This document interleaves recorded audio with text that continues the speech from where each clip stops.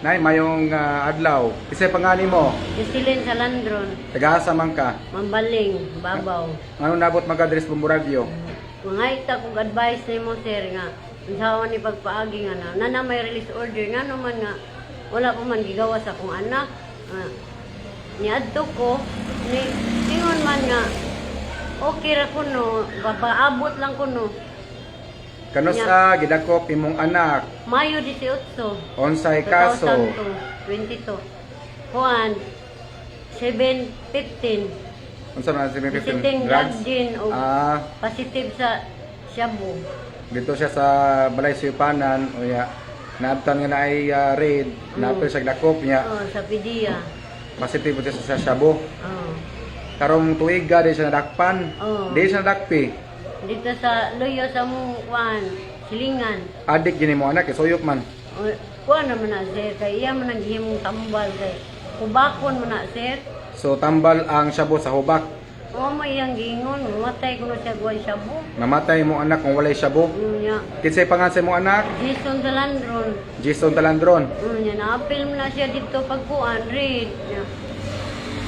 Napil siya kay pag ko sir, kay wala naman ko makakita. Ito nitabo sa akong anak. O, sa dito pa sa Pidia, makakita ako kaya makatod mo kong balon. Pero sa masaghatod sa Cebu City Jail. Wala rin ba ko kakuha nung gano'n sa ato sir, nakalimot ko. Basta kay mga tulo sila kasi mana dito giditin. Pero sa man ka nakapiyansa, Napiyansa ko atong July 1, pila piyansa nimo? 18,000 sa Kuan, Alpha. Surety bond na. Oh, surety bond. Okay. Pero sa man gawas ang release order? Atong July 18 niya, pagka 19, gihatod na ko Di na mo gihatod sa dito sa Kalunasan. sa Cebu City Jail. Oh, Unsa may sulti sa jail officer nga nadakag release order? paabot lang ko nun ay kay palo-up lang niya. Tawag lang sa cellphone, ano nga sa babaw nila. Di na may release order. So meaning gikan mas korte, nakapiyansa siya pagkausap na to imong anak. Wala. Isabi isa imong release order. Bali. Bali isa ka anak kana. Tubang. Kana okay. Order of release. Oh. So di ay Jason Salandron ni. Salandron. So imong anak. People of the Philippines sa plaintiff versus Jason Salandron. Criminal case for violation of Section Money. Article 2 of Republic Act 9165. So na-release order diri. Nigawas ni pagka July 18. July 18 nigawas ang maog order, so dapat kagawas na unta ni imuhang anak.